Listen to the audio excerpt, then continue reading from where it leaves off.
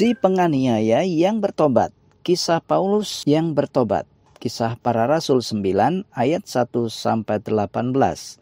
Ayat hafalan, Allah menghendaki supaya jangan ada yang binasa, melainkan supaya semua orang berbalik dan bertobat. 2 Petrus 3 ayat 9b.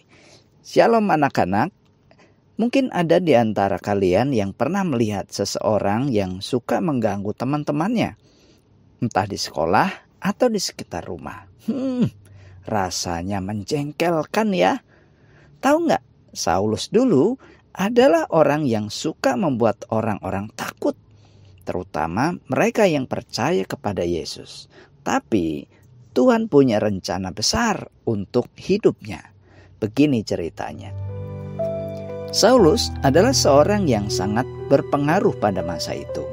Dengan mengantongi surat izin dari para pemimpin agama untuk menganiaya dan menangkap orang-orang yang percaya kepada Yesus. Suatu hari, ia bersama teman-temannya hendak mengadakan perjalanan menuju ke kota Damaskus. Kira-kira apa yang akan dilakukannya? Wah, ternyata ia berencana menangkap dan menghukum orang-orang percaya yang ada di sana. Saulus tidak tahu bahwa Tuhan akan mengubah hidupnya di hari itu. Ketika dalam perjalanan menuju Damaskus, tiba-tiba terjadi sesuatu yang luar biasa. Di tengah-tengah hari, cahaya yang sangat terang muncul dari langit, lebih terang dari matahari. Cahaya itu begitu menyilaukan sehingga membuat Saulus dan teman-temannya terjatuh ke tanah. Saulus menatap ke arah cahaya dan saat itulah dia mendengar suara yang berbicara kepadanya.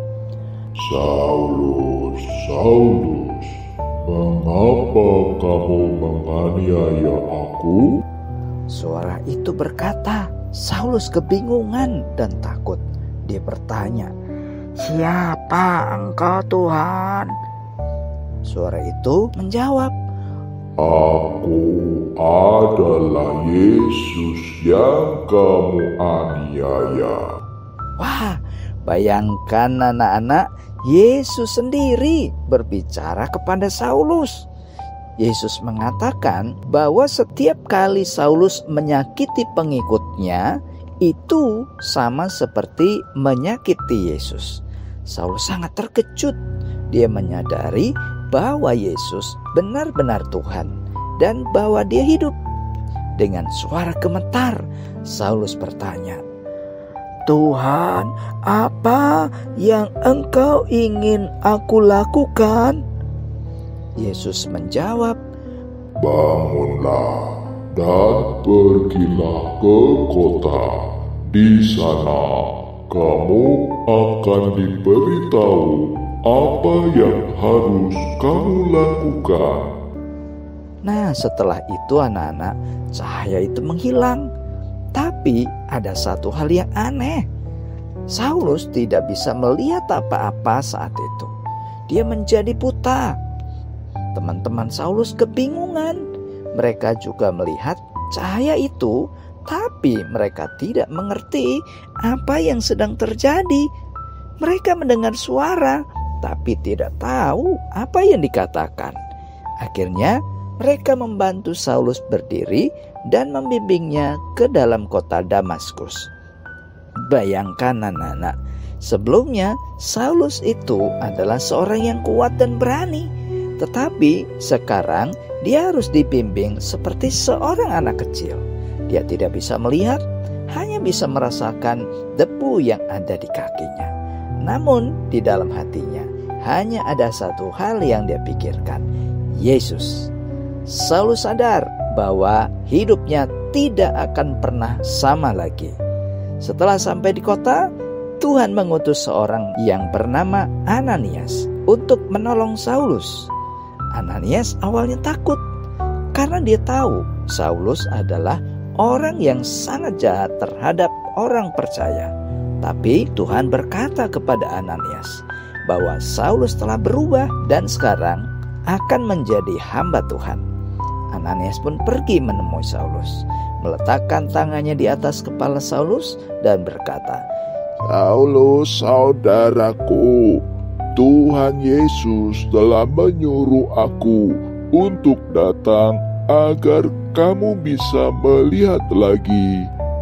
Dan saat itu juga sesuatu seperti sisik jatuh dari mata Saulus dan dia bisa melihat lagi. Puji Tuhan, Saulus sangat bersyukur kepada Tuhan. Akhirnya dia dibaptis dan mulai mengikut Tuhan Yesus dengan sepenuh hati. Nah, sejak hari itu namanya berubah menjadi Paulus. Dan dia menjadi salah satu pemberita kabar baik tentang Yesus Kristus, Sang Juru Selamat yang dipakai Tuhan ke berbagai tempat. Nah anak-anak, melalui cerita ini kita bisa belajar bahwa kasih Tuhan seperti cahaya yang menerangi kegelapan. Tidak ada yang bertahan terhadap kuasa Tuhan. Ia bisa mengubah hati siapa saja, bahkan orang seperti Saulus yang dahulunya jahat menjadi orang yang luar biasa, menjadi baik dan penuh kasih, bahkan menjadi seorang hamba Tuhan yang hebat dan luar biasa.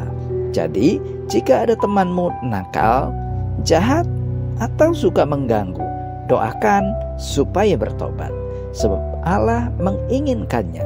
Seperti yang dikatakan dalam ayat hafalan tadi, Allah menghendaki supaya jangan ada yang binasa, melainkan supaya semua orang berbalik dan bertobat. Demikianlah firman Tuhan hari ini. Tuhan Yesus memberkati.